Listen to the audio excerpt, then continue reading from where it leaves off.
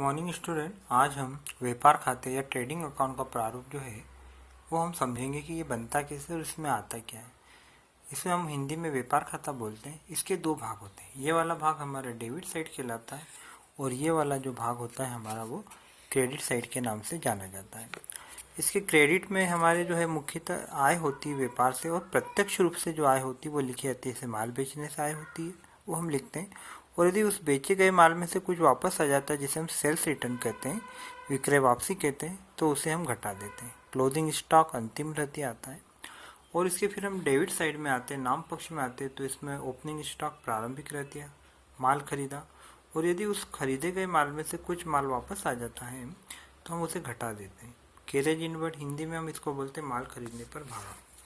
अब इसके बाद में जो होता है, इसके हम जो फ्रेट यानी रेल से सामान मंगवाना, कच्चा माल, वेजेस मजदूरी, कारखाने के मजदूरों को मजदूरी चुकाना, कार्टेज, क्लियरिंग के चार्जेस यानी जो बंदरगाहों पर और या फिर कर चुकाने के लिए जो पैसा दिया जाता है वो क्लियरिंग चार्जेस होता है। फैक्ट्री रेंट, यदि फैक्ट्री में माल बनता है और फैक्ट्री किराए की है तो वो भी इसमें आता है।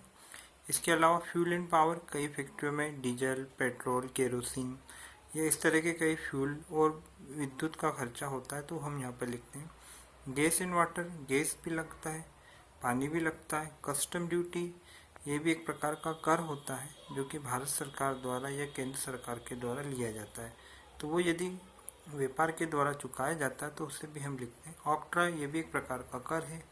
वेजेस एंड सैलरी, मजदूरी और वेतन, तो कारखाने में जो मजदूर काम करते हैं उन्हें पैसा देना, और कारखाने में जो उनसे ऊपर के पद पर यानी उच्च पद पे जो आसीन होते हैं, जैसे कारखाना मैनेजर, सुपरवाइजर, है ना, इस प्रकार के लोगों को वेतन देना। प्रोडक्शन के खर्चे, फैक्ट्री की लाइट के खर्चे, और रॉयल्टी। अब रॉयल्टी क्या होता है, यानी किसी व्यक्ति ने की कोई संपत्ति के उपयोग के बदले में हम उससे जो पैसा देते हैं वो रॉयल्टी कहलाता है।